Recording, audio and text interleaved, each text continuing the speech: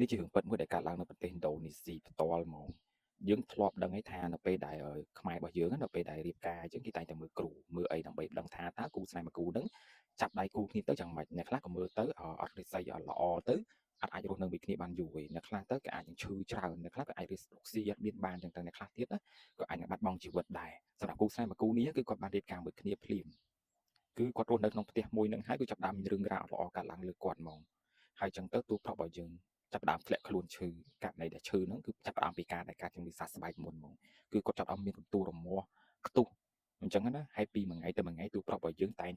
មកមើលហើយមកមើលហ្នឹងគឺគាត់តែងតែថាប្រពន្ធរបស់គាត់ហៅគាត់ចុះទៅក្រោមហើយដើរចេញពីផ្ទះរហូតអញ្ចឹងណាគឺប្រពន្ធរបស់គាត់ផ្ទាល់វិញគឺអត់ទេអត់បានធ្វើសកម្មភាពទាំងអស់នោះបានហៅប្តីគាត់ពេលយប់ឡើងទេតែប្តីរបស់គាត់បែរជាងើបមកមើលហើយនិយាយជាមួយនរណាម្នាក់នៅក្នុងបន្ទប់យ៉ាងចម្លែកហ្មងអញ្ចឹងប្រពន្ធរបស់គាត់ពីមួយថ្ងៃទៅមួយថ្ងៃចាប់ផ្ដើមខ្លាចប្តីគាត់ខ្លាំងមែនតើប៉ុន្តែករណីតែស្រឡាញ់ប្តីខ្លាំងគឺរកវិធីសាស្ត្រព្យាបាលប្តី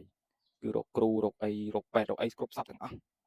អត់តែពេលចឹងមកគេដឹងថាប្តីគាត់ត្រូវរបស់គេអំពើខ្មៅមួយនៅឥណ្ឌូនេស៊ីដែលគេហៅជាអំពើខ្មៅដ៏ខ្លាំងក្លាមែនទែនពិបាកដោះមែនទែនអញ្ចឹងប្រពន្ធរបស់គាត់បានរកគ្រូបានម្នាក់ហើយគ្រូម្នាក់ហ្នឹងក៏បាននិយាយប្រាប់ថាប្តីម្នាក់ឯងត្រូវអំពើអ្នកណាម្នាក់ដែលអត់ចង់ឲ្យដែលអំពើហ្នឹងគឺអត់ចង់ឲ្យពីរអ្នកប្តីប្រពន្ធរស់នៅបានសុខទេដូចគេស្អប់ខ្ពើមនៃការនៃពីរអ្នកហ្នឹងស្រឡាញ់គ្នាស្អប់ខ្ពើមនៃការដែលពីរអ្នកហ្នឹងយកគ្នាអញ្ចឹងប្តីប្រពន្ធរបស់គាត់គឺតស៊ូមួយគ្នាខ្លាំងមែនទែនដល់ចង់បញ្ចប់នៃរឿង